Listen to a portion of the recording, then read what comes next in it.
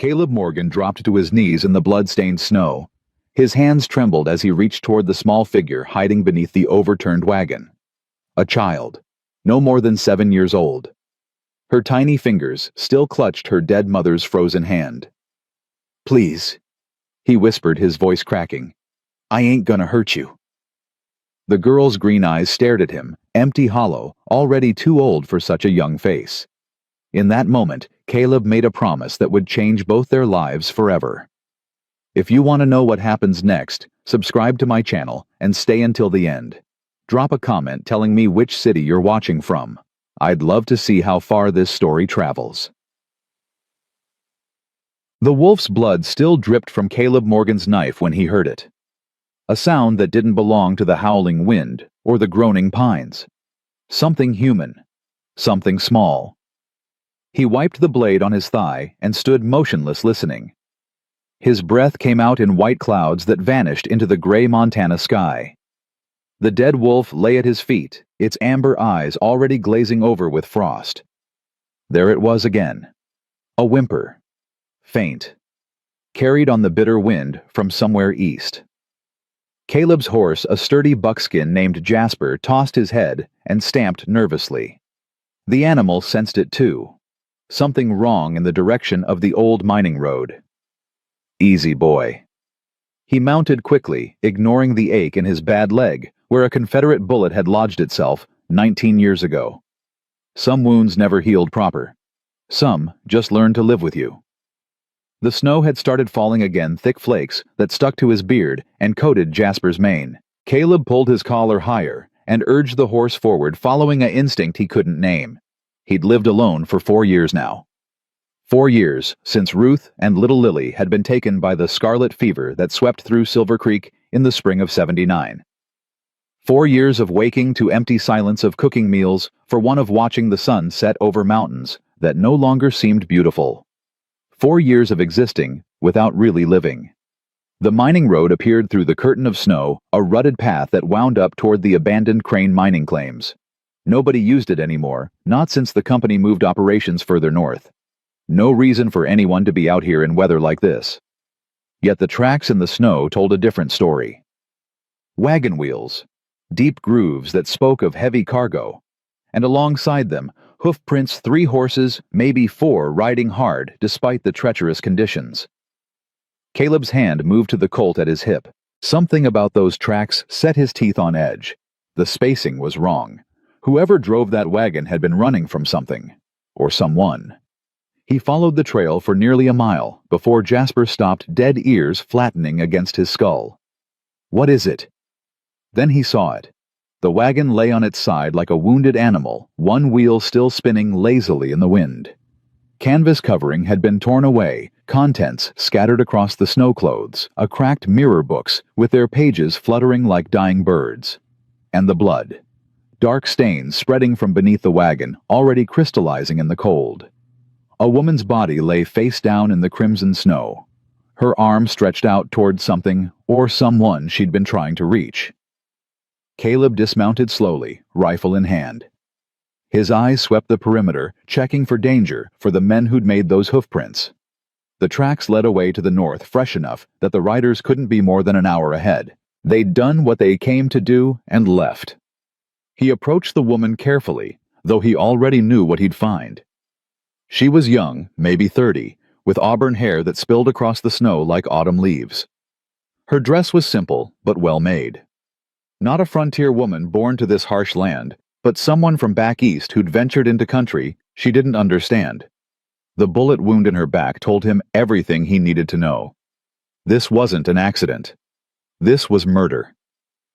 God Almighty, he breathed. That's when he heard it again. That small, broken sound that had led him here. Caleb's head snapped toward the overturned wagon. A slight movement. A flash of something beneath the torn canvas. He moved forward slowly, holstering his rifle and holding both hands where they could be seen. Whatever was under there had already witnessed horror beyond imagining. No need to add to the terror. "Hello." His voice came out rougher than intended. He softened it, tried again. "Anyone there?" Silence. but the canvas rippled slightly, betraying a presence. Caleb knelt in the snow, ignoring the cold that seeped through his trousers. He was close enough now to see beneath the wagon's edge, close enough to see the small figure pressed against the wooden bed, making herself as tiny as possible. A child. A little girl with tangled auburn hair and eyes the color of spring grass. Those eyes stared at him without blinking, without hope, without anything at all. In her small hands, she clutched a worn leather satchel against her chest, like a shield. Caleb's heart seized in his chest. She looked like Lily. Not exactly Lily had Ruth's dark hair and his own gray eyes. But something in the way this child held herself, the stubborn set of her jaw, despite the terror, the fierce grip on that satchel, as if she'd die before letting it go. "Hey there," he said softly. "My name's Caleb. Caleb Morgan. I ain't gonna hurt you." Nothing. Not a word. Not a sound. Just those empty green eyes watching him like he might be another monster in a world that had already shown her too many. "I know you're scared. I know something terrible happened here, but you can't stay under there, little one. Storm's coming worse. You'll freeze." Still nothing. Caleb sat back on his heels thinking. He'd helped birth calves and gentled wild horses. He'd held dying men on battlefields and watched the light leave their eyes. But nothing had prepared him for this, a child so broken by violence that she'd retreated somewhere he couldn't reach. "That your mama?" he asked, gently gesturing toward the woman in the snow. The girl's eyes flickered. Her grip on the satchel tightened. "I'm sorry," Caleb said, and meant it with everything in him. "I'm so sorry, little one." Something shifted in those green depths. Not trust, he hadn't earned that. But perhaps the beginning of recognition, that he was different from whoever had done this terrible thing. "I'm gonna bury her proper," he continued. "Give her a Christian burial. She deserves that much. But I need you to come out first. Need to know you're safe." The child's gaze moved past him to her mother's body. For the first time, her composure cracked. Her lower lip trembled. A single tear carved a path through the grime on her cheek. "Mama told me to hide," she whispered. Her voice was hoarse, barely audible. "Said don't come out no matter what. Don't make a sound." "Your mama was smart. She saved your life." "She's dead now." The flat way she said it, like stating the weather, or the time of day, broke something inside Caleb that he thought had died years ago. "Yeah," he said. "She is. And I'm sorry for that. But you ain't dead. You're alive. And I reckon your mama would want you to stay that way." The girl considered this with a gravity that no child should possess. Then slowly she began to move, crawling out from beneath the wagon on hands and knees, still clutching that satchel, never taking her eyes off Caleb. She was smaller than he'd realized. Thin. The dress she wore was too light for this weather, and she shook with cold, or fear, or both. Bruises marked her wrists. Older wounds not from today. Someone had been cruel to this child long before today's horror. Caleb shrugged off his sheepskin coat and held it out to her. "Here, put this on." She hesitated, suspicion flickering in her eyes. "It ain't a trick," he said. "You're freezing. I got enough stubborn in me to keep warm without it." Another long moment of assessment. Then small fingers reached out and took the coat. She wrapped it around herself, drowning in its size, looking even younger and more vulnerable than before. "What's your name?" Caleb asked. "Grace." Barely a whisper. "Grace Harper." "That's a real pretty name. Who were those men, Grace? The ones who did this?" Her whole body went rigid. The satchel pressed tighter against her chest. "Bad men," she said. "They wanted Papa's things. Mama said we had to run. Said we had to find someone called Marshall Dawson before they caught us." "Your Papa, where is he?" "Dead." That same flat tone. "They killed him in the mine. Made it look like an accident. But Mama knew. She found his notebook." Grace's eyes dropped to the satchel in her arms. Caleb understood then. Whatever was in that bag, whatever Thomas Harper had discovered, it was worth killing for. Worth chasing a woman and child across Montana territory in the dead of winter. "Grace, I need you to listen to me careful like." He kept his voice steady, calm. Those men, they might come back. We need to get somewhere safe. I got a cabin about 5 miles south. It ain't much, but it's warm and there's food, and nobody knows where it is except me. Why should I trust you?"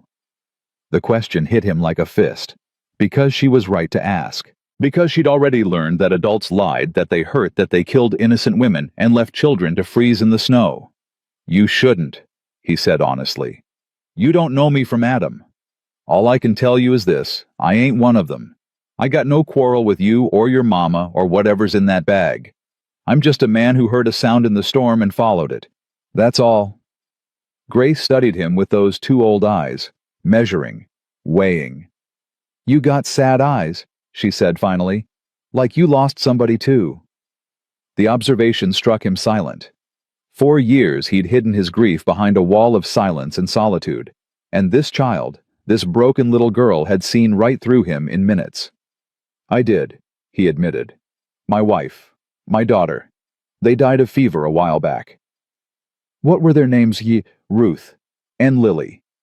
My Lily was about your age when she passed." Something changed in Grace's expression. Not softening exactly, but a recognition, a understanding that they were both walking wounded, both survivors of a war they hadn't asked to fight. "Mama said God takes people when he needs angels," Grace said quietly. "But I don't think that's true. I think sometimes people just die and it ain't fair, and there ain't no reason for it." Caleb swallowed hard against the lump in his throat. "I think you might be right about that." The wind howled louder, driving snow between them like a curtain. They needed to move, needed to get somewhere warm before the storm turned deadly. "Will you come with me, Grace? Just for tonight. Tomorrow we can figure out what to do. Find this marshal your mama mentioned. But right now we gotta get out of this weather." Grace looked back at her mother's body. A fresh wave of grief washed across her young face, quickly suppressed. "I can't leave her here. The wolves—" "I'll come back for her. First light. I'll bury her proper, I swear it. But she'd want you safe first. You know she would." A long, terrible pause. The snow fell harder. Grace shivered inside his coat. "Okay," she whispered. "Okay." Caleb rose slowly, not wanting to spook her. He retrieved his horse and led Jasper closer, then turned to lift Grace into the saddle. She flinched. Not dramatically, just a slight tensing, a reflexive pulling back. But Caleb caught it. He'd seen the same reaction in horses that had been beaten in dogs, that had learned to expect pain instead of kindness. "I'm just going to help you up," he said carefully. "That's all. Nothing more." Grace nodded, but her body remained rigid as his hands closed around her waist. She weighed almost nothing, a bundle of bones and fear wrapped in his oversized coat. He settled her in front of the saddle and mounted behind one arm, wrapped protectively around her small frame. She stiffened at the contact, then gradually by degrees allowed herself to lean back against his chest. "Hold tight to that satchel," he told her. "And hold tight to me. We got a long ride ahead." They turned away from the wagon and its cargo of death, heading south into the teeth of the storm. Behind them, the wind began to cover the tracks, erasing the evidence of violence, burying secrets beneath fresh snow. But some secrets refused to stay buried. As they rode, Grace spoke without prompting. Short sentences. Fragments of a nightmare. There were 3 of them. The man with the scar did the shooting. The others searched the wagon. They were looking for the notebook. "Did they find it?" "No. Mama hid it in my dress before they stopped us. Told me not to tell no one. Said it was proof of what they did to Papa." Caleb's arm tightened around her. This child was carrying evidence of murder. Evidence someone was willing to kill to suppress. And now she was riding through a blizzard with a stranger, placing her life in his hands because she had no other choice. "Grace, did they see you? The men who did this?" "I don't know. I was under the canvas, like Mama said. I heard them talking, heard them looking for something.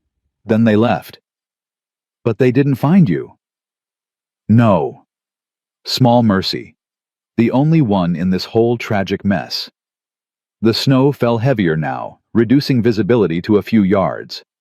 Caleb navigated by instinct and memory, following landmarks he'd memorized over 4 years of solitary existence. A distinctive rock formation here, a twisted pine there, signposts on a map only he could read. Grace had stopped talking. Her shivering had intensified despite the coat and his body heat. He needed to get her warm soon, or the cold would claim her as surely as those bullets had claimed her mother. "Almost there," he said more to himself than to her. "Just a little further." An hour later, or what felt like an hour in the endless white, the cabin materialized through the storm. A small structure of solid log smoke, rising from the chimney where he'd banked the fire before leaving that morning. The most beautiful sight Caleb had seen in years. He dismounted quickly, lifting Grace down with careful hands. She swayed on her feet, exhausted and half frozen, but still clutched that satchel like her life depended on it, which it probably did. "Inside," he said, guiding her toward the door. "I'll see to the horse and be right behind you." She hesitated at the threshold, looking back at him with those haunted green eyes. "You'll come back?" The question pierced him. Such a simple thing to ask, and such a profound one. Would he return, or would he abandon her like so many others had? "I'll be 5 minutes," he promised. "Count 'em if you want. I'll be right back." Grace nodded once, and disappeared inside.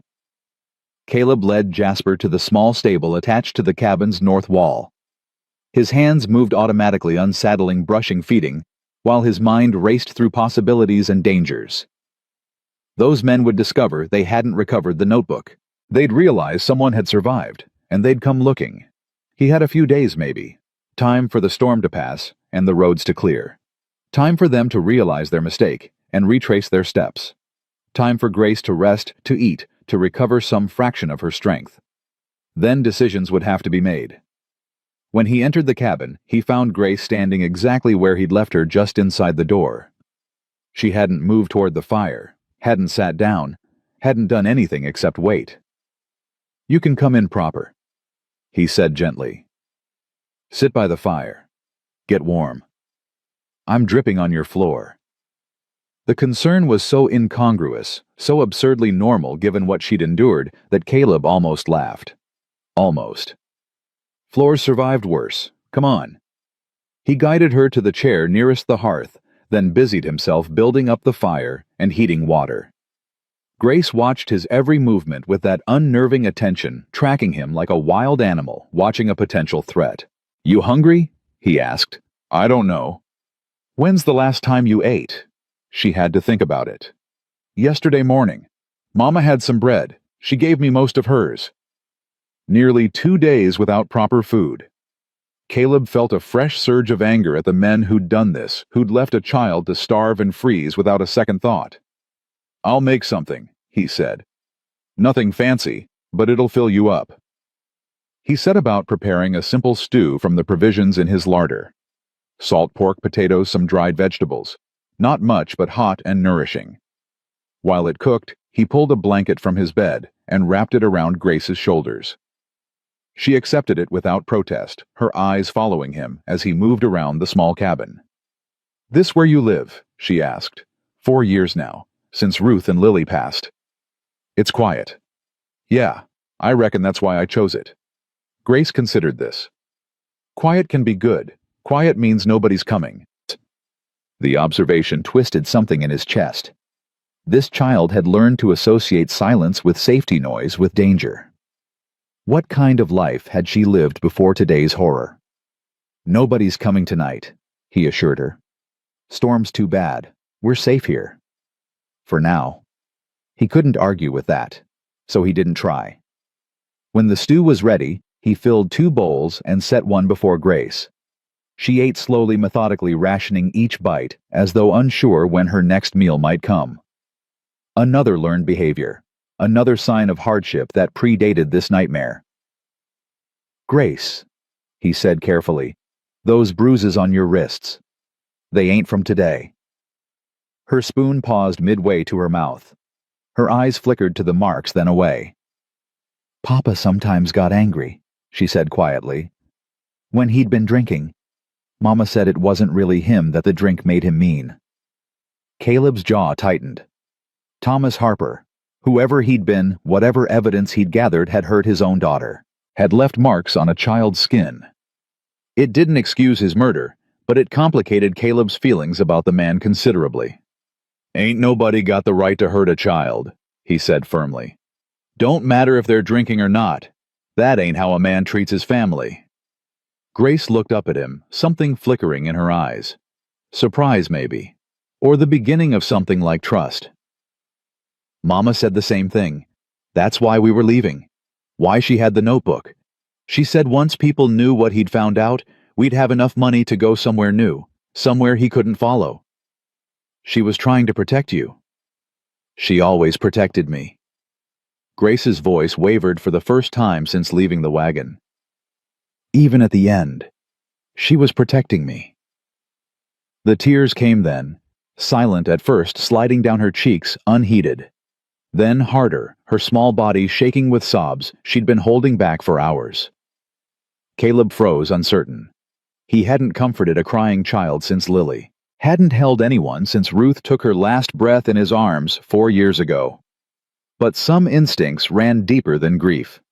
He moved to kneel beside her chair, gathering her into his arms with gentle hands. She stiffened for a moment, that same flinching reflex, then collapsed against him, crying into his shirt, with all the anguish a 7-year-old shouldn't have to carry. "I got you," he murmured, one hand stroking her tangled hair. "I got you. Let it out." How long they stayed like that he couldn't say. Long enough for the fire to burn low and the stew to grow cold on the table. Long enough for Grace's sobs to fade into hiccups, then exhausted silence. Finally she pulled back, wiping her face with the back of her hand. "I'm sorry," she whispered. "I'm being a bother." "You ain't a bother. Not even close. You just lost your mama in the worst way possible. Tears are the natural response to that." "Papa said crying was weak." "Your papa was wrong about a lot of things, sounds like." Grace looked at him, really looked, and for the first time something like hope appeared in those green depths. "You're different," she said, "from other grown-ups." "How so?" "You say what you mean. You don't pretend things are fine when they ain't." "Never saw much point in pretending. World's hard enough without adding lies to it." She nodded, slowly absorbing this. Then, with the sudden shifts of childhood, her eyes grew heavy, the exhaustion she'd been fighting finally claiming its due. "You need sleep," Caleb said. "Take my bed. I'll sit up by the fire. You'll stay." That question again. That desperate need for reassurance that he wouldn't disappear like everyone else. "I'll be right here when you wake up. I promise." He helped her to the narrow bed in the corner, tucking the quilts around her small form. She was asleep almost before her head touched the pillow, the satchel still clutched against her chest. Caleb stood watching her for a long moment. This child who'd been thrust into his life by violence and chance. This orphan who'd looked at him with her mother's eyes and her own fierce spirit. He thought of Lily, of the empty years since her death, of the hollow man he'd become in her absence. He thought of Ruth's voice, gentle and certain, telling him that God worked in mysterious ways. Maybe this was what she'd meant. Maybe losing one family had been preparing him to save another. Outside, the storm howled against the cabin walls. Inside, Grace slept with the fitful restlessness of someone whose nightmares were too real to escape. And Caleb Morgan, who had thought himself beyond redemption, made a silent vow. Those men would come looking. He knew that with cold certainty. Whatever was in that notebook, whatever truth Thomas Harper had died for, it was dangerous enough to kill for. And they wouldn't stop until they'd silenced everyone who knew. But they would have to go through him first. He settled into the chair beside the bed rifle across his knees and waited for dawn. The fire crackled. The wind screamed. And somewhere in the darkness the wolves began to howl. Caleb didn't move. He'd found something worth protecting again. And this time, he would not fail. Grace woke screaming. Caleb was on his feet before his eyes fully opened, rifle in hand, scanning the cabin for threats. But there was no intruder, no danger except the ones living inside a 7-year-old's mind. "Mama! Mama! No!" He set the rifle aside and moved to the bed where Grace thrashed against the quilts, her small fists striking at phantoms only she could see. Her face was slick with sweat despite the cabin's chill, her breath coming in ragged gasps. Grace, Grace, wake up. He didn't touch her. Instinct told him that would make it worse. Instead, he knelt beside the bed and spoke her name over and over, low and steady, until her eyes snapped open. For a terrible moment, she didn't know him. Those green eyes stared through him, still trapped in whatever nightmare had claimed her. "It's Caleb," he said quietly. "You're safe. You're in my cabin. Remember." Recognition crept back slowly. Her breathing steadied. The wild terror faded into something duller, but no less painful. "I saw her," Grace whispered. "I saw her fall. The blood on the snow. I couldn't help her. I just stayed hidden like she told me." "You did exactly what your mama wanted. You survived." "I should have done something. Screamed. Run at them. Something. Then you'd be dead too. And whatever your papa found, whatever's in that notebook, it'd be gone. Your mama gave her life so you could live. Don't dishonor that by wishing you died with her." The words came out harsher than he intended. But Grace needed to hear them. Needed to understand that survival wasn't cowardice, that living carried its own kind of courage. She stared at him for a long moment.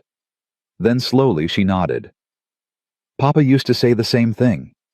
That sometimes running away is braver than standing still." Sounds like he got at least one thing right. Gray light filtered through the cabin's single window. Dawn had come while Caleb dozed in his chair, and with it the storm's end. The wind had died to a whisper. The snow had stopped falling. Time to keep his promise. "I need to go back," he said. "To bury your mama. You'll stay here." Grace's eyes widened. "No. I want to come. It ain't something a child should see. I already saw her dead. I watched her die. I heard her." Grace's voice cracked, but she pushed through. "I heard her call my name when the bullet hit. I was right there hiding, and I didn't answer. I want to say goodbye proper." Caleb studied her face, looking for signs she might break. He found only determination carved from grief. "All right," he said finally. "But you do what I tell you when I tell you. No arguments." "Yes, sir." They ate a quick breakfast of cold biscuits and the remains of last night's stew. Grace ate more readily this morning, her body recognizing its need for fuel, even if her mind was elsewhere. As she finished, Caleb noticed her checking the satchel again, making sure it was still there, still safe. "Grace, I need to know what's in that notebook. The men who killed your mama, they'll come looking for it. I can't protect you proper if I don't understand what we're dealing with." She hesitated, fingers tightening on the leather strap. "Mama said not to show nobody." "Your mama didn't know about me. She couldn't have known you'd end up here. But I reckon if she could see us now, she'd want you to have help. She'd want you to have a fighting chance." The logic penetrated Grace's defenses. Slowly, reluctantly, she opened the satchel and withdrew a battered leather notebook. Papa worked at the Crane Mining Company. In the tunnels at first, then keeping records. He found out things. Bad things. Caleb took the notebook carefully, as though it might bite. The pages were filled with cramped handwriting columns of numbers, names, dates. Most of it meant nothing to him, but certain phrases jumped out. Safety inspections falsified. Support timbers never installed. Kickbacks to territorial officials.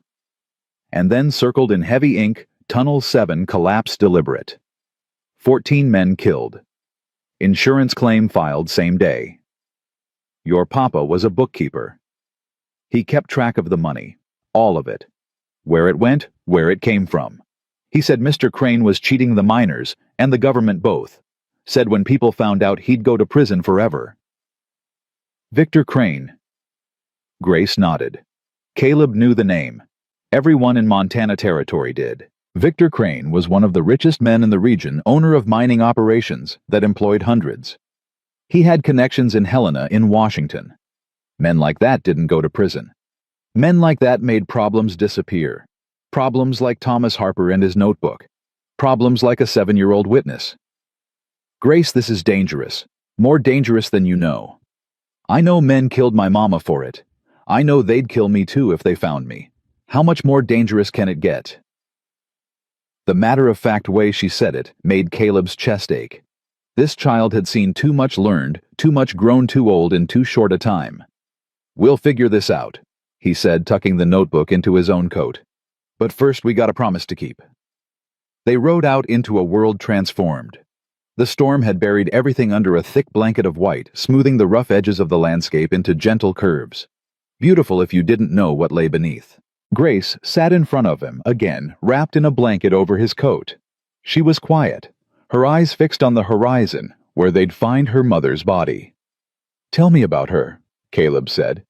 "Your mama." "Why?" "Because I'm about to bury her, and I should know who she was." Grace was silent for a long moment. When she spoke, her voice was steadier than he expected. "Her name was Ellen Marie Harper. She grew up in Pennsylvania near Philadelphia. Her papa was a minister. She used to sing in the church choir." "She teach you any songs?" "Some. Hymns mostly, and a lullaby about mockingbirds." "She sounds like a good woman." "She was. She tried to make papa better. Tried to help him stop drinking. When that didn't work, she started planning. Saving money in a tin can under the floorboards. She said one day we'd leave and never look back." "That's what you were doing, leaving?" "Yes. Papa got killed 2 weeks ago. Accident in the mine, they said. But Mama found his notebook hidden in the woodshed. She knew the truth. So she ran. We both ran. Took what we could carry and headed for Silver Creek. Mama heard there was a federal marshal there, man named Dawson, who wasn't in Crane's pocket. She thought he could help." Marshal James Dawson. Caleb knew him too, though they'd never met. The man had a reputation for honesty in a territory where honesty was often a death sentence. "We almost made it," Grace continued, her voice dropping. "We could see the road to town. Then they came out of the trees, 3 men on horses. The one with the scar did the talking." "What did he say?" "Asked Mama where the notebook was. She said she didn't know what he meant. He didn't believe her." Grace's whole body tensed against Caleb's chest. "He shot her like it was nothing, like she was a rabbit or a deer. Just pointed his gun and pulled the trigger. Mama fell, and he didn't even look back. Just told the others to search the wagon." "But they didn't find you." "Mama pushed me under the canvas right before. Told me to hide and not make a sound no matter what happened. So I didn't. I stayed quiet while they tore through our things. Stayed quiet while Mama bled out 10 feet away from me. Stayed quiet while she died calling my name." The last words came out in a rush, followed by a sob that Grace quickly swallowed. "I should have gone to her. Should have held her hand. But I was too scared. I just laid there in the dark and let her die alone." Caleb pulled Jasper to a stop. He turned Grace to face him, his hands gentle on her shoulders. "Look at me." She did, tears streaming down her face. "Your mama knew exactly what she was doing. She put you under that canvas because she wanted you to live. She called your name because she loved you, not because she blamed you. The last thing she did on this earth was protect her daughter. Don't you take that from her by feeling guilty about surviving. How do you know? Because that's what any parent would do. It's what Ruth would have done. It's what I would have done for Lily." His voice roughened. "When you love a child, you'd give anything to keep them safe. Your mama gave everything. Honor that." Grace stared at him, something shifting behind her eyes. "You really lost them. Your wife and daughter." 4 years ago. The fever took them both in the same week. I buried them side by side on the hill behind the cabin. Do you still miss them? Every day. Every single day. Does it ever stop hurting? Caleb considered the question carefully. Grace deserved the truth, not comfortable lies. "No," he said finally. "It doesn't stop. But it changes. The sharp edges wear down some. You learn to carry it instead of being crushed by it. That's all any of us can do." Grace absorbed this, then nodded slowly. "Thank you," she said, "for telling me true." They rode on. The wagon came into view an hour later, half buried in fresh snow. Caleb dismounted first, checking the perimeter before helping Grace down. The scene was exactly as he'd left it, except now Ellen Harper's body was barely visible beneath its white shroud. Grace walked toward her mother with deliberate steps. She didn't cry, didn't speak, just stood looking down at the shape in the snow. Then she knelt and brushed the powder away from Ellen's face. "She looks peaceful," Grace said quietly. "Like she's sleeping." "That's a mercy. Can I have a minute before you start?" Caleb moved away, giving her privacy for her grief. He checked the wagon more thoroughly than before, looking for anything useful they might need. Blankets, a small cooking pot, a sewing kit, a Bible with Ellen Harper's name inscribed on the first page, and hidden in a false bottom of a trunk, a small pouch of coins. Not much, but enough to matter. He gathered what seemed worth taking and loaded it onto Jasper. When he turned back, Grace was still kneeling beside her mother, her lips moving in silent conversation. Finally, she stood and walked back to him. "I told her goodbye. I told her you were going to take care of me now, that I'd be okay." Caleb's throat tightened. "I aim to make that true." The ground was frozen iron beneath the snow. Caleb worked for over an hour with the small shovel from the wagon, hacking through ice and earth, while Grace sat nearby wrapped in blankets against the cold. His shoulders burned, his hands blistered through his gloves, but he kept digging until he had something that approximated a proper grave. He carried Ellen Harper to her rest as gently as if she were sleeping, laid her down with her hands crossed over her chest, covered her with the quilt from the wagon, the one that still smelled faintly of lavender. Then he filled in the grave and fashioned a cross from broken wagon planks.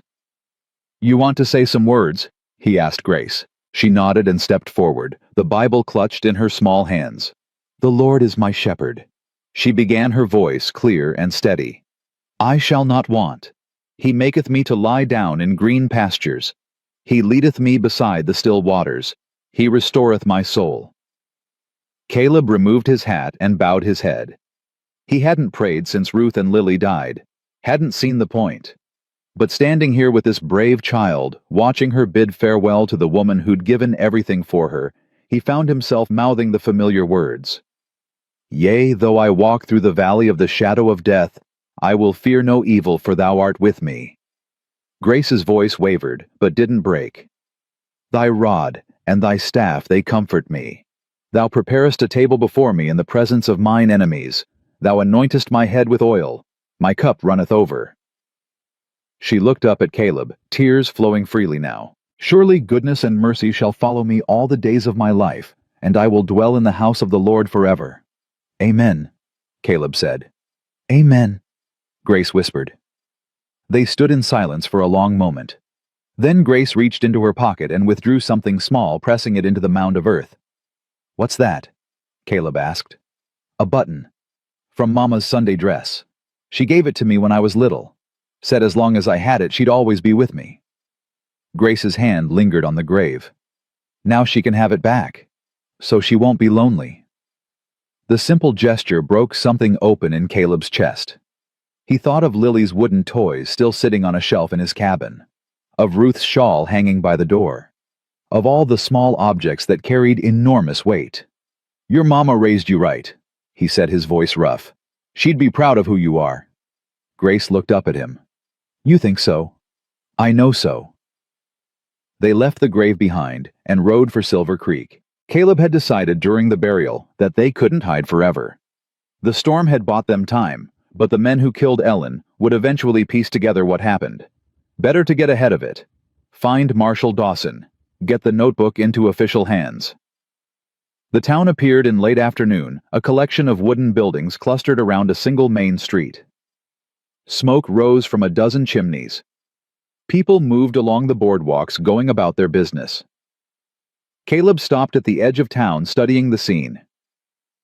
"What are we looking for?" Grace asked. "Trouble. Always look before you walk into a new situation." Mama said the same thing. "Your mama was a smart woman." He counted 3 saloons, a general store, a hotel, a livery stable. The sheriff's office sat at the far end of the street, a star painted on its door. No sign of a federal marshal's office, but that didn't mean much. Dawson could be working out of anywhere. "Stay close to me," Caleb instructed. "Don't talk to nobody. Don't look at nobody.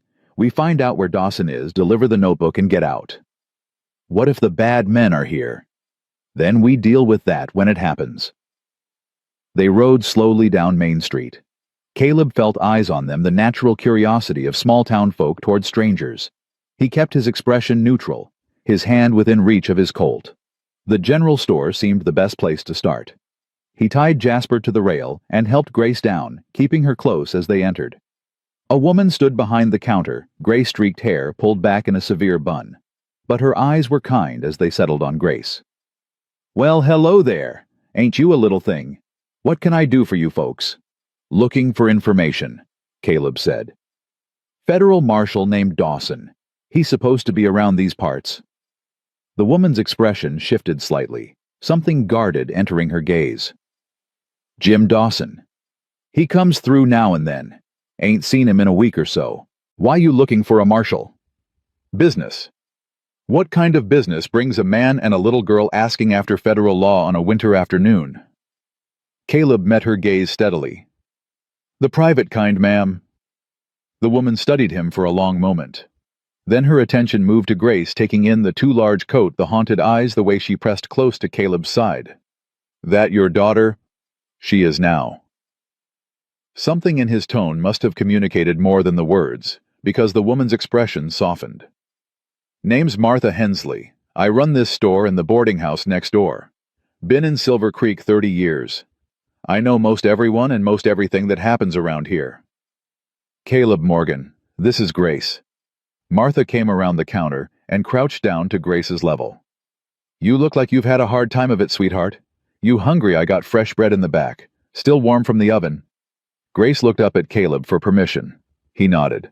"Yes, ma'am," Grace said quietly. "I'd like that." Martha led them through a doorway into a warm kitchen that smelled of baking bread and wood smoke. She sat Grace at a scarred wooden table and placed a thick slice of bread with butter and honey before her. "Eat up. A child needs feeding." While Grace ate, Martha turned her attention back to Caleb. "Now then, you want to tell me what's really going on, because a man don't ride into town with a little girl who ain't his looking for a federal marshal without a story behind it." Caleb considered his options. Martha Hensley seemed trustworthy, but seemed wasn't the same as was. Still, they needed help, needed allies. "Her mama was killed yesterday," he said, keeping his voice low. "About 5 miles north of here.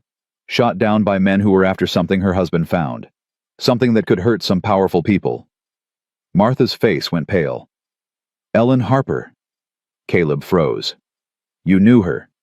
"She came through here 2 days ago. Stopped for supplies. Asked about Jim Dawson, same as you. I told her he was expected back any day." Martha's hand pressed against her mouth. "Lord have mercy. That poor woman. That poor child." Grace had stopped eating, her eyes fixed on the conversation. "You know who might have done this," Caleb pressed. "I got suspicions. Same as everyone with sense in these parts." Martha glanced toward the front of the store, lowering her voice further. "Victor Crane's name gets whispered when bad things happen to people who cross him. But nobody says it out loud. Nobody dares." "Crane Mining Company." "The same. Tom Harper worked for them before his accident. And his widow just happens to get killed on her way to talk to a federal marshal." Martha shook her head. "That ain't coincidence." "Is there anyone in this town we can trust? Anyone who might help?" Martha thought for a moment. "Pastor Cole at the church. He's a good man. Gives sanctuary to those who need it. And Doc Williams, though he drinks too much. Beyond that..." She shrugged helplessly. "Crane's money flows through everything here. Hard to know who's bought and who ain't." Caleb absorbed this information. They were more isolated than he'd hoped. "What about you? Where do you stand?" Martha's chin lifted. "I lost my husband and son in a cave-in at Crane's mine 6 years ago. Same mine where Tom Harper had his accident. You think I got any love for that man?" Before Caleb could respond, the front door of the store banged open. A man's voice carried through the building. "Martha, you in here?" Martha's expression flickered with something like fear quickly suppressed. "Stay quiet," she whispered to Caleb. "Let me handle this." She moved back into the store. Caleb eased toward the doorway, hand on his pistol. Through the gap, he could see a tall man in a black coat standing at the counter. Well-dressed, well-fed. the kind of man who expected others to jump when he spoke. "Mr. Burke." Martha said, her voice carefully neutral. "What can I do for you, Burke?" The name meant nothing to Caleb, but the way Martha held herself tight and wary told him plenty. "Looking for information. Word is a woman and child came through here couple days back, heading toward the marshal's office. Lots of people come through, can't remember them all. This one you'd remember, auburn hair, little girl about 7 years old. They'd have been asking questions." Caleb's hand tightened on his pistol. He felt Grace move up beside him, peering through the crack in the doorway. "That's him." She breathed so quiet only Caleb could hear. "That's the man who shot Mama." Caleb looked down at her. Grace's face had gone white, her whole body trembling, but her eyes burned with something beyond fear. "You're sure?" "I'll never forget his face. Never." Through the doorway, Burke was still pressing Martha. "Mr. Crane is very concerned about this woman. She stole something valuable from the company. We just want to recover it. There'd be a reward for anyone who helps. Like I said, can't recall anyone particular. But if I see a woman matching that description, I'll surely let you know." Burke smiled. It didn't reach his eyes. "See that you do, Martha. Mr. Crane values loyalty, and he has a long memory for those who disappoint him." He turned and walked out the door, slamming behind him. Martha sagged against the counter.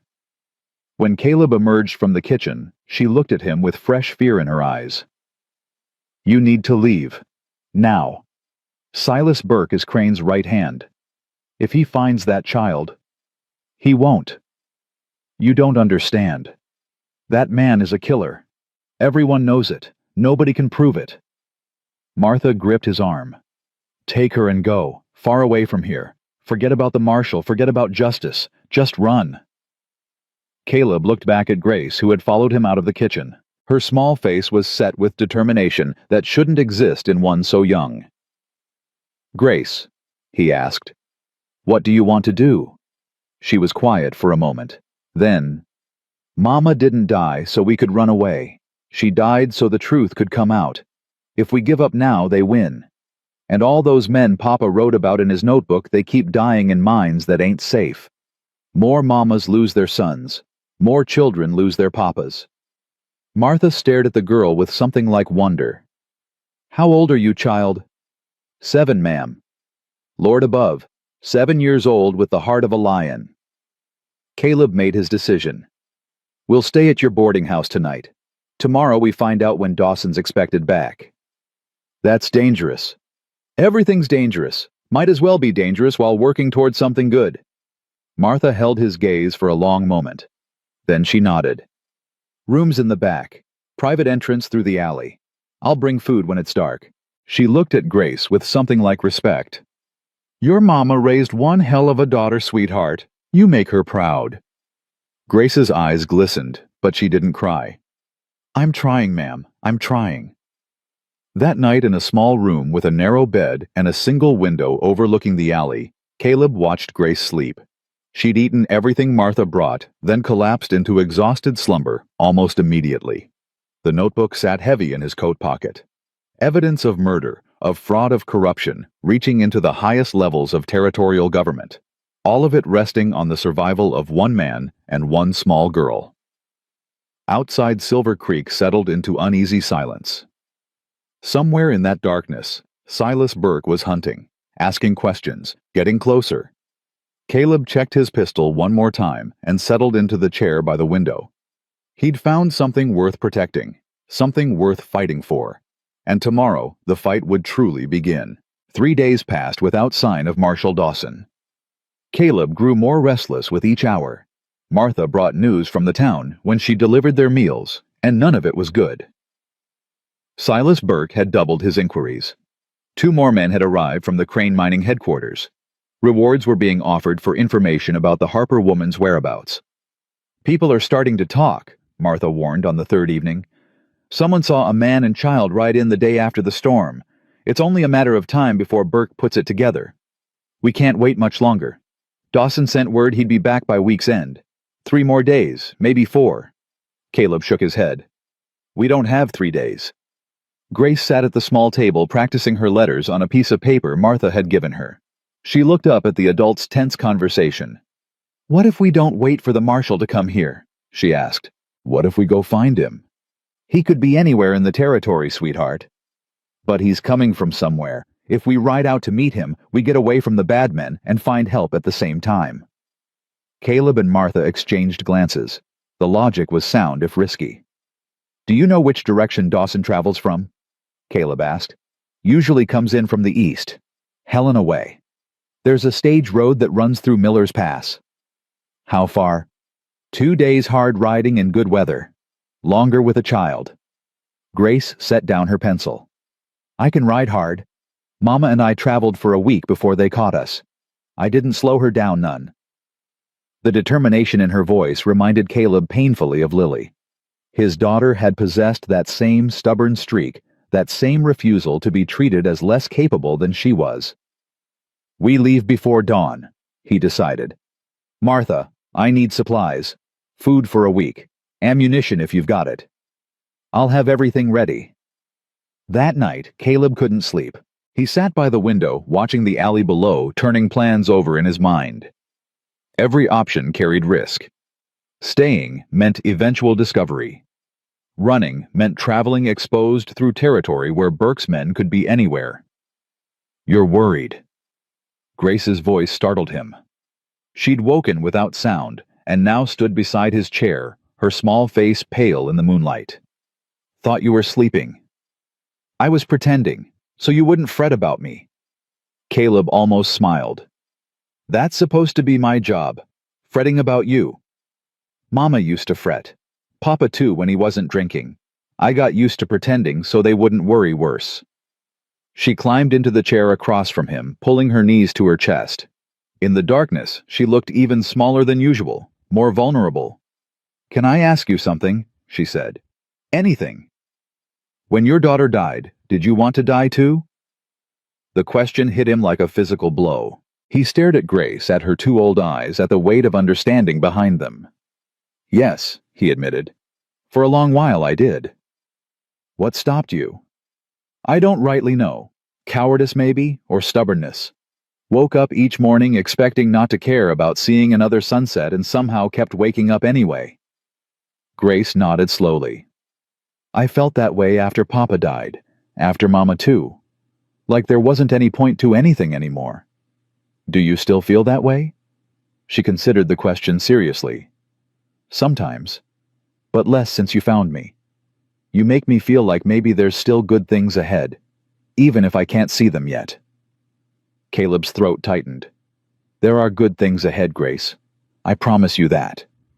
"You keep making promises." "I keep meaning them." A small smile touched her lips. "I know. That's why I believe you." They sat in comfortable silence for a while, watching the moon track across the narrow strip of sky visible through the window. Then Grace spoke again. "Caleb, what happens after we find the marshal and give him the notebook?" "Justice, hopefully. The men who hurt your mama get punished. Crane gets exposed for what he did. I mean, what happens to me?" The question he'd been avoiding, the one that had no easy answer. "What do you want to happen?" Grace was quiet for a long moment. When she spoke, her voice was barely above a whisper. "I want to stay with you. In your cabin. I want to learn to ride proper and tend the animals and maybe have a garden when spring comes. I want—" She stopped, swallowed hard. "I want to stop being scared all the time. I want to feel safe." "You want a home." "I want a family." Her eyes met his in the darkness. "I know you ain't my real papa. I know you got your own grief to carry. But you're the first grown-up who ever made me feel like I mattered. Like I was worth protecting. Mama tried, but she was always so scared of Papa, and Papa was always so angry. You're different."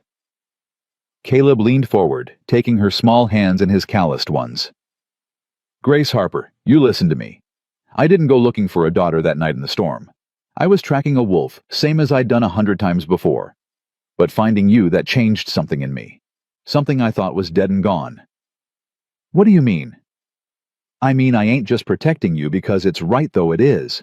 I'm protecting you because somewhere in these past few days, you became mine. And I don't know exactly how that happened or what it means for the future. But I know this: wherever you go, I go. Whatever comes, we face it together." Tears spilled down Grace's cheeks. "You mean it?" "I mean it with everything I got." She launched herself into his arms, burying her face against his chest. Her small body shook with sobs that were equal parts grief and relief. "I was so scared you'd leave me somewhere. With strangers. Like what happened to Jimmy Wilson after his folks died. They sent him to an orphanage in Helena, and nobody ever heard from him again. That ain't happening. Not ever. You understand?" "Yes, sir." "Say it back to me, so I know you believe it." Grace pulled back, wiping her eyes with the back of her hand. "You're my family now," she said. "And I'm yours. And nobody's taking me away." "That's right. Nobody." They stayed like that until the sky began to lighten. Then Caleb sent Grace to wash up and dress while he gathered their few belongings.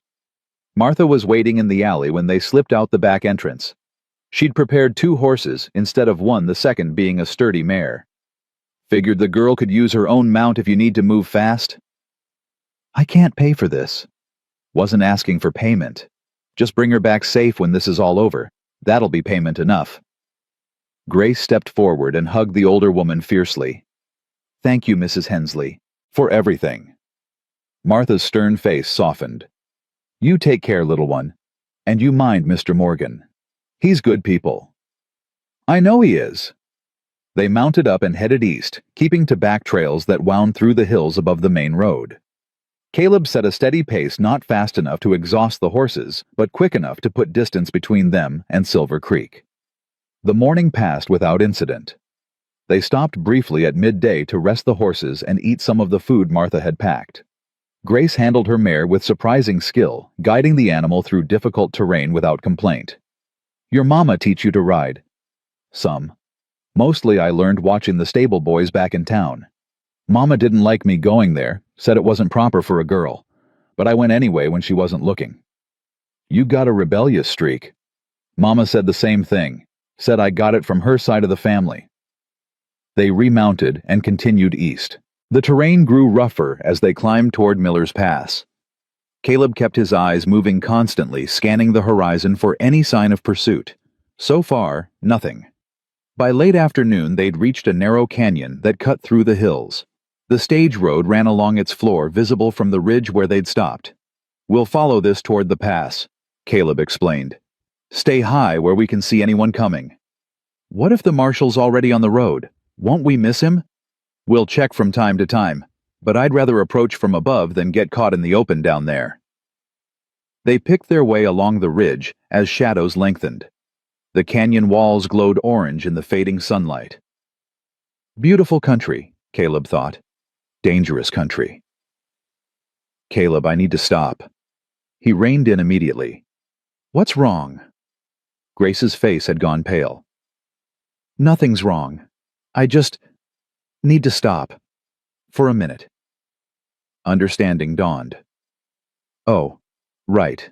There's some brush over there. I'll wait here." She dismounted and disappeared into a thicket of scrub oak. Caleb stayed in the saddle watching the canyon below. A hawk circled overhead, riding the thermals. 5 minutes passed. Then 10. "Grace." No answer. "Grace." He was off his horse and moving before the echo died. The thicket wasn't large, maybe 20 yards across. She should have been right there. But she wasn't. Caleb's blood went cold. He drew his pistol and pushed deeper into the brush, every sense straining for sound or movement. Then he heard it. A muffled cry, coming from somewhere below the ridge. He found the tracks immediately. Grace's small footprints overlaid by larger boots. 2 men, maybe 3. They'd been waiting, watching. They'd grabbed her when she went into the brush alone. "No." The word tore from his throat. He followed the tracks at a run, heedless of noise or caution. The trail led down a steep slope toward a dry creek bed that ran parallel to the canyon. He spotted them 50 yards ahead. 3 men on horseback, one of them carrying Grace across his saddle. She was struggling fighting, but the man had her pinned. Grace. The men turned. The one holding Grace grinned. Silas Burke's face was unmistakable, even at this distance. Morgan, looking for something. Caleb raised his pistol but couldn't fire. Not with Grace in the line of sight. Burke knew it too. Put the gun down or I snap her neck. You harm one hair on her head, and I'll hunt you to the ends of the earth. Big words from a man standing alone against 3 guns. Burke shifted Grace in front of him like a shield. Mr. Crane would like a word with this little lady. Something about property that belongs to him. She don't belong to nobody but herself. The notebook, Morgan. That's all we want. Hand it over and maybe we let you both walk away. Grace's voice rang out high and fierce. Don't give it to them. It's the only proof of what they did. Burke's hand clamped over her mouth. Quiet, brat. Caleb's mind raced. He couldn't shoot without risking Grace. Couldn't comply without condemning both of them. Burke would never let witnesses live, notebook or no notebook. Let me see her face, he said, stalling. Need to know she's unharmed. She's fine, for now. That ain't good enough. Burke hesitated, then removed his hand from Grace's mouth. She immediately bit down on his wrist. Hard. He yelped and jerked back. Grace threw herself sideways, tumbling off the horse and hitting the ground hard. She rolled and scrambled toward a cluster of rocks. Caleb fired. The shot caught one of Burke's men in the shoulder, spinning him from his saddle. The second man raised his rifle, but Caleb was already moving, diving behind a boulder as bullets kicked up dirt around him. Grace, stay down. I'm okay. He could see her now, pressed flat behind the rocks, small but safe for the moment. Burke was cursing, trying to control his spooked horse while drawing his weapon. Caleb fired again. The shot went wide, but it forced Burke to take cover. A rifle cracked from somewhere above them. One of the remaining men fell. Then, a voice Caleb didn't recognize boomed across the creek bed. Federal Marshal, drop your weapons. Burke's head snapped toward the ridge. A man on horseback had appeared against the sunset rifle, already trained on the remaining outlaws. More men emerged behind him, fanning out to cut off escape routes. This ain't your business, Dawson. Murder makes it my business. Kidnapping a child makes it personal. Now drop the damn gun or I drop you. For a long moment, Burke didn't move. His eyes found Caleb's across the distance, and the hate in them was bottomless. Then he threw his gun down and raised his hands. Caleb was already running. He reached Grace as she emerged from behind the rocks, scooping her into his arms and holding her so tight she squeaked. You're okay. Thank God you're okay. I fought back, like you would've. You scared me half to death. I'm sorry. Don't be sorry. You did good. He pulled back to look at her. You did real good. Marshal James Dawson rode up and dismounted. He was a big man, broad-shouldered and gray-bearded, with the weathered face of someone who'd spent decades in hard country. His eyes moved between Caleb Grace and the prisoners his deputies were securing. You'd be Caleb Morgan, he said. Martha Hensley sent word you might be coming this direction. She's a good woman. Best there is. Dawson crouched down to Grace's level. And you must be Grace Harper. Your mama was a brave lady coming all this way to find me. Grace's chin lifted. She was the bravest person I ever knew. I believe that. The marshal straightened. I hear you've got something for me. Something that might put some bad men away for a long time. Caleb reached into his coat and withdrew the notebook. It felt lighter now somehow, the weight of responsibility shifting to broader shoulders. Everything's in here. Names, dates, money trails. Evidence of murder and corruption going back years. Dawson took the notebook with something like reverence. Tom Harper was a good man. Came to me 6 months ago scared but determined. Said he'd stumbled onto something that could bring down an empire. I told him to gather proof and bring it to me when he had enough. The marshal's face darkened. I didn't know they'd kill him before he could. They killed his wife too. Shot her down in cold blood right in front of their daughter. Dawson's gaze moved to Grace with new understanding. I'm sorry, child. More sorry than I can say. But I promise you this, what your parents sacrificed for won't be wasted. Victor Crane and everyone who works for him will answer for what they've done. Will they hang? The question was asked without malice. Simple curiosity about justice. If the evidence supports it, yes. Some of them will hang. Grace nodded. Good. One of the deputies approached. Marshal, what do we do with Burke? Chain him good. He rides in the wagon with the others. I want him alive to testify. Dawson turned back to Caleb. You and the girl will need to come to Helena. There'll be questions, depositions, a trial eventually. How long? Could be weeks, months even. Case this big takes time. Caleb felt Grace's hand slip into his. Her fingers were cold, trembling slightly. We'll do whatever's needed, he said. But the girl's been through enough. I won't let anyone badger her or make her relive things she shouldn't have to. Fair enough? We'll be gentle as we can. Dawson extended his hand. You did good, Morgan, keeping her safe, keeping that notebook out of Crane's hands. A lot of men would have looked the other way. Wasn't an option. It's always an option, just not one good men choose. They made camp that night in a sheltered hollow near the creek. The deputies kept watch over the prisoners, while Dawson sat with Caleb and Grace by a small fire. Grace had been quiet since the confrontation. She ate the food that was offered and answered questions when asked, but her eyes had that distant look that worried Caleb. You okay? He asked when they were alone. I thought they had me. When that man grabbed me, I thought it was over, that I'd never see you again. But you fought. You got away. Because you taught me to. That first morning when you showed me how to watch for danger, how to run and hide if trouble came. I remembered. Caleb reached out and brushed a strand of hair from her face. Grace, I'm sorry. I should have been more careful. Should have checked that thicket before letting you go alone. It ain't your fault. They were waiting, probably been following us all day. Still, I should have protected you better. Grace shook her head firmly. You came for me. Soon as you knew something was wrong, you came running. That's what matters. I'll always come for you, no matter what. I know. She leaned against his shoulder. That's why I wasn't scared, not really. Even when that man had me on his horse, I knew you'd find me. They sat together watching the fire burn low.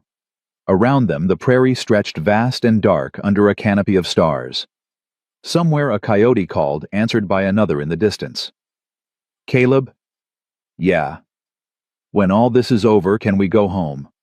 Back to your cabin. Our cabin, he corrected. And yes, soon as we can. Will you teach me to track wolves and ride proper, and all the other things you know? I'll teach you everything, every last thing I got to offer. Grace smiled. The first real smile he'd seen from her since this nightmare began. Good, she said, because I got a lot of learning to do, and I reckon you're the best teacher I could ever have. She fell asleep against his shoulder, small and warm and alive. Caleb stayed awake long after watching the stars wheel overhead, thinking about the road behind them and the road ahead. They weren't safe yet. Trials and testimonies waited in Helena. Powerful men would fight to protect themselves.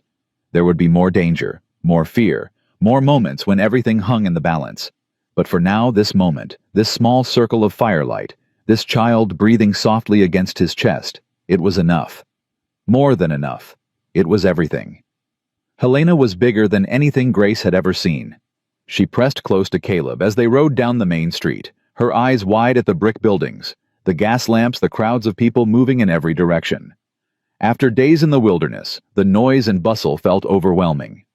Stay close, Caleb murmured. We'll get through this.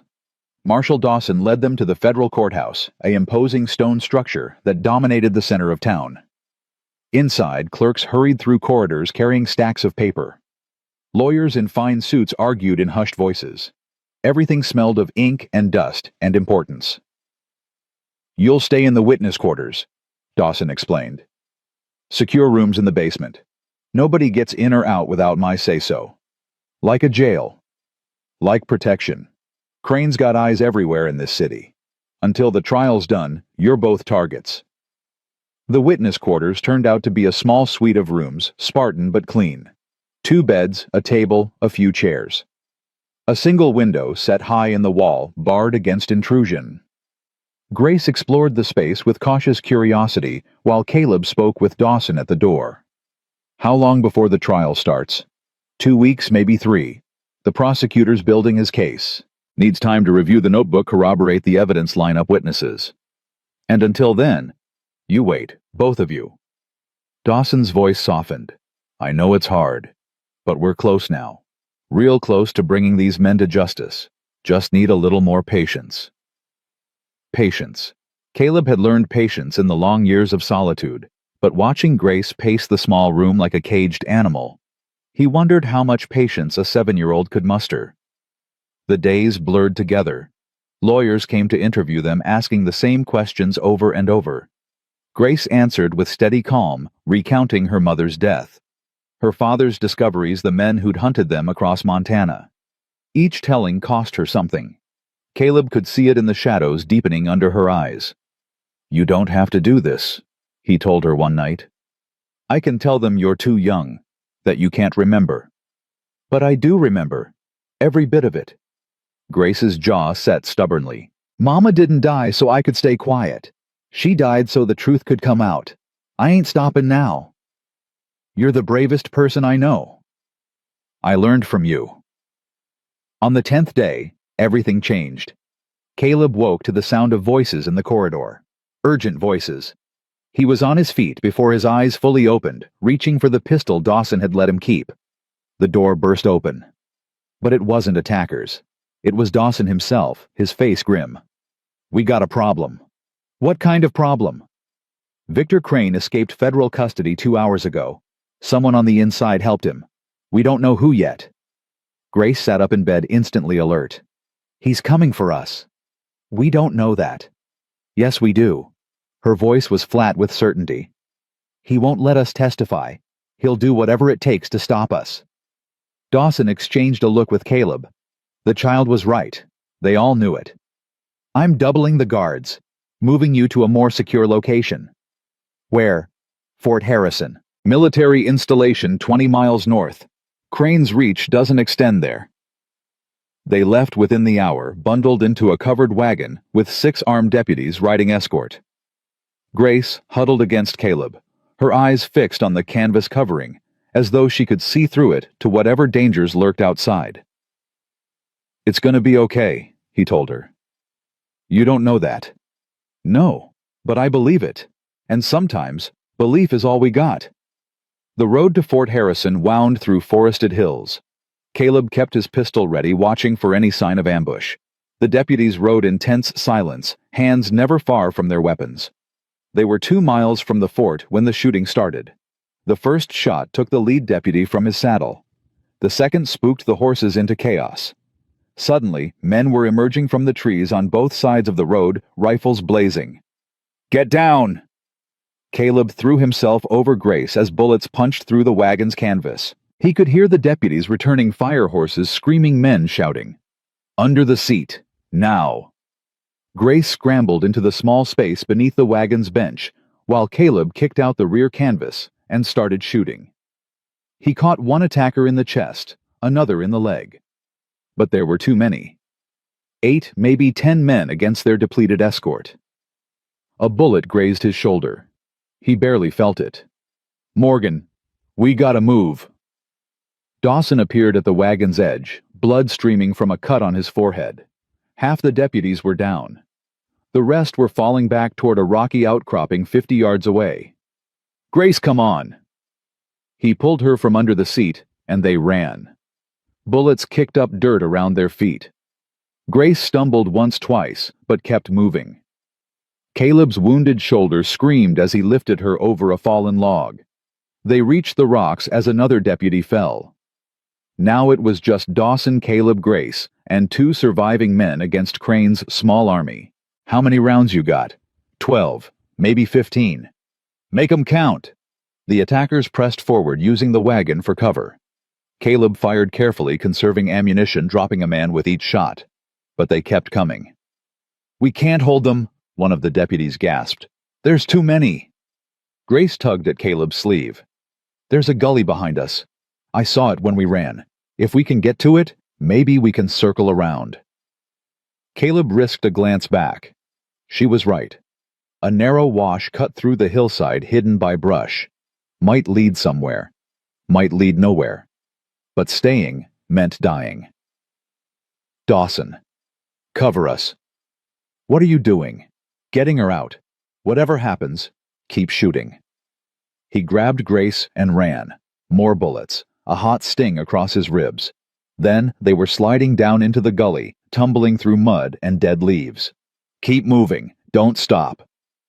The gully wound uphill away from the fight. Caleb could hear the gunfire fading behind them, but didn't slow. His shoulder burned. His side was wet with blood. None of it mattered. Only Grace mattered.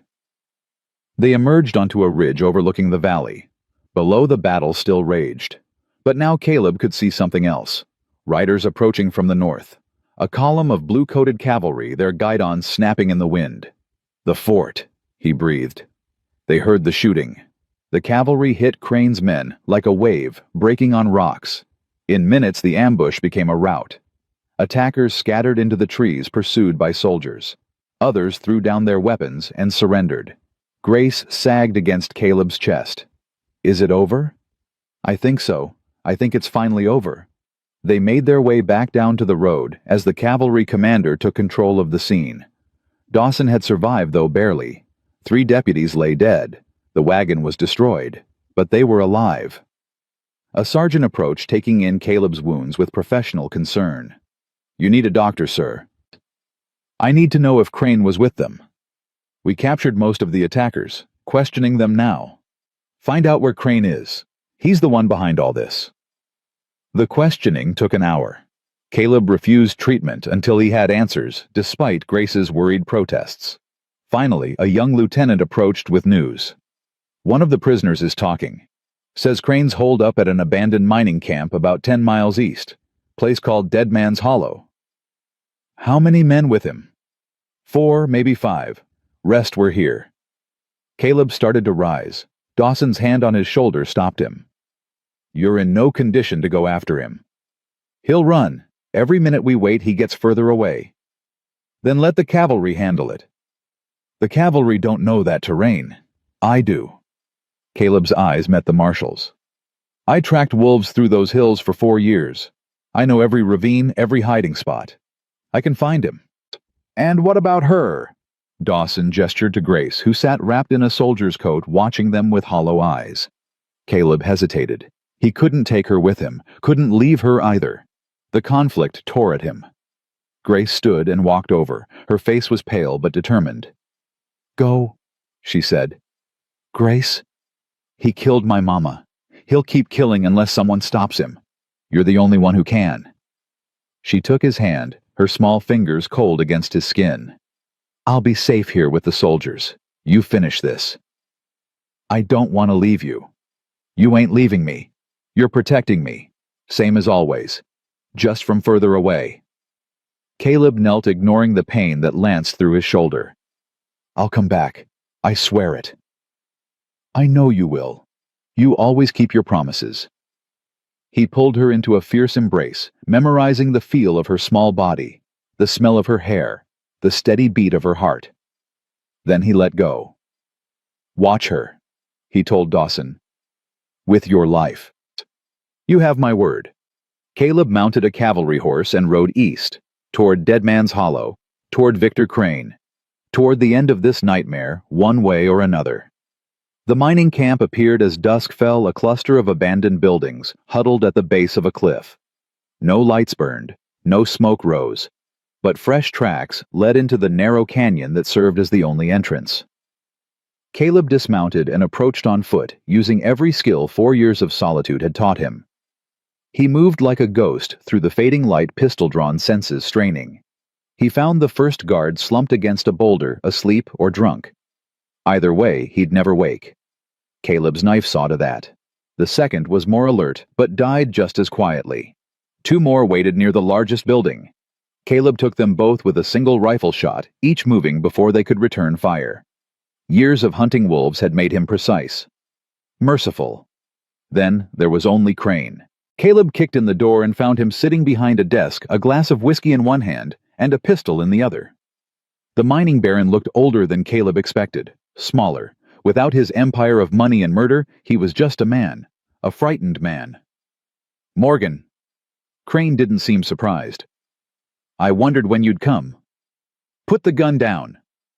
"Why? So you can drag me back to hang? I think not." "You're gonna answer for what you did, all of it. The miners you killed, the families you destroyed, Ellen Harper and her daughter."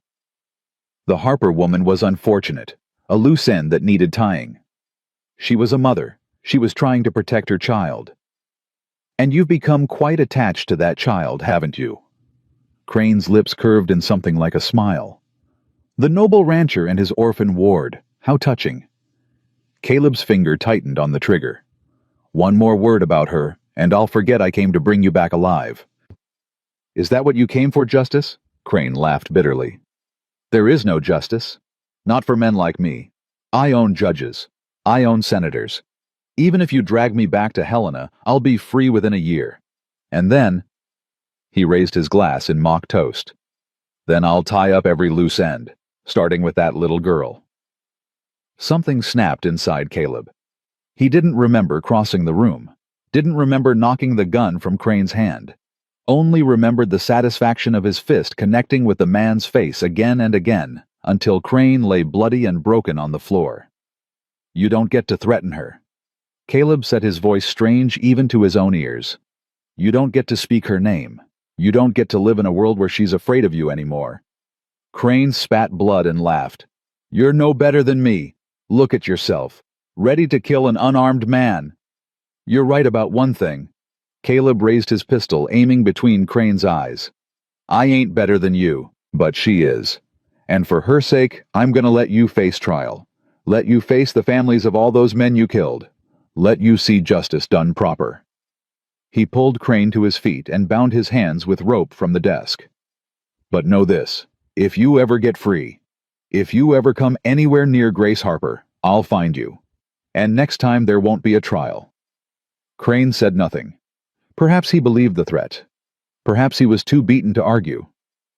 Either way, he went quietly as Caleb led him out into the night. The ride back to Fort Harrison took most of the night. Caleb's wounds had opened again, blood seeping through makeshift bandages. But he didn't stop. Couldn't stop. Not until he saw Grace again. Dawn was breaking when the fort's walls came into view. Soldiers stood guard at the gates more than before. Security had been tightened. Grace was waiting in the courtyard when they arrived. She looked small and lost among all those uniformed men, but her face lit up when she saw Caleb. She ran to him as he dismounted, throwing herself into his arms despite his wounds, despite the blood, despite everything. "You came back." "I promised." "Is it over?" Caleb looked at Crane being led away by soldiers, at Dawson emerging from the headquarters building, at the sun rising over the mountains, painting the world in shades of gold. "Yeah," he said, holding Grace tight. "It's over." They stood together in the early morning light, two broken people who'd found each other in a storm, and held on through everything that followed. Behind them, a monster was finally caged. Ahead, a future waited to be written. But for now, this moment was enough. This child in his arms. This second chance at family. This love he hadn't known he was still capable of feeling. "Let's go home," Grace whispered. "Soon," Caleb promised. "Real soon." The trial lasted 3 weeks. Grace testified on the 4th day. She walked into that courtroom with her chin held high, wearing a new dress Martha Hensley had sent from Silver Creek. Caleb sat in the front row, close enough that she could see him if she needed to. She didn't look at him once during her testimony. Didn't need to. She knew he was there. "Can you tell the court what happened on the day your mother died?" Grace's voice came out clear and steady. "We were running. Mama said we had to reach Marshal Dawson before the bad men caught us. We almost made it to the road when they came out of the trees." "How many men?" "3. The one with the scar did the talking. He asked Mama where the notebook was." "And what did your mother say?" "She said she didn't know what he meant. Then he shot her." A murmur ran through the courtroom. The prosecutor waited for it to settle. "What happened next, Grace?" Mama fell. The man with the scar told the others to search the wagon. They didn't find me because Mama had hidden me under the canvas. She told me to stay quiet no matter what happened. So I did. Even while your mother was dying. Grace's composure cracked for just a moment. Her eyes found Caleb's across the crowded room. Even then, she whispered, because that's what she wanted. She wanted me to live. The defense attorney tried to discredit her testimony, called her too young to be reliable, suggested she'd been coached, implied her memory had been corrupted by trauma. Grace answered every question with the same unwavering calm. I know what I saw. I know what I heard. That man shot my mama and left me to freeze in the snow, and the man sitting over there paid him to do it. She pointed directly at Victor Crane. The courtroom erupted. The judge banged his gavel. Crane's face went pale with fury. But the damage was done. Grace Harper, 7 years old, had looked a murderer in the eye and named him for what he was. The jury deliberated for less than a day. Guilty on all counts. Murder, conspiracy, fraud, bribery. The list went on and on. Victor Crane stood motionless as the verdict was read, his empire crumbling around him with each word. Silas Burke and the other surviving henchmen received similar sentences. The evidence in Thomas Harper's notebook had proven devastating. Bank records correspondence, falsified safety reports. Everything Crane had worked to hide was laid bare for the world to see. This court sentences Victor Crane to death by hanging, the judge pronounced. May God have mercy on your soul. Grace watched from her seat beside Caleb. She didn't smile, didn't cry, just watched as the man who'd destroyed her family was led away in chains. It's done, Caleb said quietly. Not yet. Grace's hand found his. I need to see Mama, before we go home. They left Helena 2 days later, traveling back through Miller's Pass toward Silver Creek. The spring thaw had begun filling the creeks with snowmelt and dotting the hillsides with early wildflowers. The world was coming back to life. Ellen Harper's grave lay exactly as they'd left it, the wooden cross weathered, but still standing. Grace knelt in the soft earth and placed a handful of purple crocuses against the marker. Hi, Mama. Caleb stepped back, giving her space. I wanted to tell you it's over. The men who hurt you are going to be punished. Papa's notebook helped put them away forever. Grace's voice wavered but didn't break. I was so scared, Mama, for so long. But Caleb found me. He kept me safe, just like you would have wanted. She was quiet for a moment, fingers tracing the letters carved into the cross.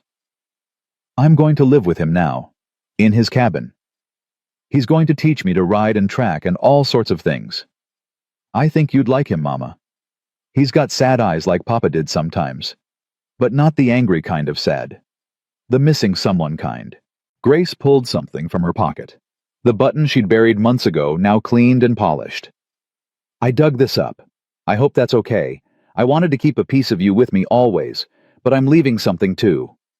She withdrew a folded piece of paper and tucked it under a stone by the cross. It's a drawing I made, of our new home, so you can see where I'll be. So you can find me if you ever want to visit in my dreams. She stood wiping dirt from her knees. I love you, Mama. I'll always love you. But I'm going to be okay now. I promise. Grace walked back to where Caleb waited. Her eyes were wet, but she was smiling. Ready to go home? Yeah, she said. I'm ready. They rode west toward Silver Creek, stopping briefly to visit Martha Hensley. The older woman cried when she saw Grace pulling her into a fierce embrace. Look at you, healthy and whole. I prayed for this every night. Thank you, Mrs. Hensley, for everything you did. You're welcome, child. You're welcome 1,000 times over. Martha turned to Caleb with a knowing look. I hear congratulations are in order. Ma'am. The adoption papers. Judge Blackwell and Helena processed them yesterday. It's official now. Her smile widened. You're a father again, Caleb Morgan. Caleb felt the breath leave his body. He'd submitted the paperwork weeks ago during the trial. Hadn't dared to hope it would be approved so quickly. Is it true? Grace asked, her voice small and wondering. You're really my pa now. For real. For real, he managed. If you still want that. Grace threw herself into his arms with enough force to stagger him. Of course I want that. I wanted it from the first night. When you sat up in that chair watching over me. When you promised you'd keep me safe. She pulled back, tears streaming down her face.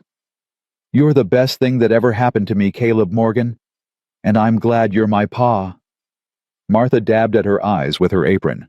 Lord have mercy. You two are going to make an old woman cry. They stayed the night at the boarding house, then set out at dawn for the final leg of their journey. The trail wound through familiar territory now. Landmarks Caleb had known for years took on new meaning with Grace riding beside him. That's where I shot my first elk, he told her, pointing to a meadow. And over there's where Ruth and I had our first picnic after we were married. Grace absorbed each story like a sponge, asking questions, demanding details. She wanted to know everything about his life before her, about Ruth and Lily, about the man he'd been before grief hollowed him out. Were you happy before they died? Happiest I'd ever been. Thought nothing could touch us. Thought we had forever. Do you think you can be happy again? With me. Caleb considered the question carefully. Grace deserved honesty always. I already am, he said finally. Different kind of happy than before. Won't pretend otherwise. But happy just the same. Maybe even more so because I know what it's like to lose everything. Makes holding on that much sweeter. Grace smiled. That's a good answer. You think so? Mama would have thought so. She always said the deepest joy comes from walking through the deepest pain. Your mama was a wise woman. She was, and now I got a wise pa to keep teaching me. The cabin appeared in late afternoon, exactly as they'd left it weeks ago. Snow still clung to the north-facing eaves, but the pasture had begun to green. Jasper whinnied from the stable, recognizing his home. Grace dismounted and stood in the yard, turning slowly to take it all in. It's smaller than I remembered. Too small. No. She smiled up at him. Just right. They spent the first days cleaning and repairing. Winter had been hard on the cabin, and Caleb had been gone longer than ever before. Grace threw herself into every task with enthusiasm, sweeping floors, washing windows, organizing the supplies they'd brought from town. Where should I put my things? She asked, holding the small bundle of possessions she'd accumulated. Caleb pointed to the shelf he'd cleared months ago that first night when she was still a half-frozen stranger. That's yours. Has been since the beginning. Grace arranged her treasures carefully. The button from her mother's dress, the locket with her parents' portraits, the small knife Caleb had given her, the Bible that had belonged to Ellen Harper. And something new. A carved wooden horse Caleb had been working on during quiet moments in Helena. Rough, but recognizable. When did you make this? During the trial. Needed something to do with my hands while we waited. Grace held the little horse up to the light. It looks like Jasper. That was the idea. Figured every girl needs a horse, even a wooden one. She placed it in the center of her shelf, the position of honor. It's perfect. Thank you, Pa. The word still caught him off guard, still made his heart clench in ways he couldn't explain. 4 years he'd lived without hearing it. 4 years of silence where a child's voice should have been. You're welcome, sweetheart. Spring came fully in the weeks that followed. Caleb taught Grace to fish in the creek behind the cabin, taught her to identify animal tracks and edible plants, taught her to shoot with the small rifle he'd bought in Silver Creek, watching with pride as her aim improved day by day. She taught him things too, how to laugh again, how to look forward instead of always back, how to let someone pass the walls he'd built so carefully around his wounded heart. Tell me about Lily, she asked one evening as they sat on the porch watching the sunset. What was she like? Caleb was quiet for a moment. The question didn't hurt the way it once would have. Instead, it felt like an invitation, a chance to share something precious. She was stubborn, he said. Lord, was she stubborn. Once she got an idea in her head, nothing could shake it loose. Ruth used to say she got it from me. What else? She loved animals. would try to bring home every stray creature she found. Baby birds, injured rabbits, once even a skunk. He chuckled at the memory. Ruth nearly had a fit over that one. Did she look like you? Had her mama's eyes, dark brown, almost black. But my chin, or so Ruth claimed, and my laugh. Grace leaned against his shoulder. I wish I could have met her. She would have liked you. You've got the same spirit, the same fire. You think so? I know so. They sat in comfortable silence as the last light faded from the sky. Stars emerged one by one, the same stars that had witnessed so much pain and loss and unexpected redemption. Pa. Yeah. I don't want to replace Lily. I know I can't. I just want you to know that. Caleb put his arm around her, pulling her close. You're not replacing anyone, Grace. Hearts don't work that way. They just grow bigger to make room for new people. Lily's still in there. Ruth too. And now you. All of you together. That's a nice way to think about it. It's the truth. Grace yawned, her small body growing heavy against his side. Time for bed, Caleb said. 5 more minutes. You said that 10 minutes ago. Just want to watch the stars a little longer. Mama used to say that when we look at stars, we're really seeing the past. Because the light takes so long to reach us. Your mama was right about that. So when I look up there, maybe I'm seeing light from when Mama was still alive. From when Lily and Ruth were still alive. They're all still up there somewhere, shining down. Caleb's throat tightened. This child, this remarkable child, had a way of finding beauty in the darkest places. I like that thought, he managed. Me too. A few minutes later, he carried her inside and tucked her into bed.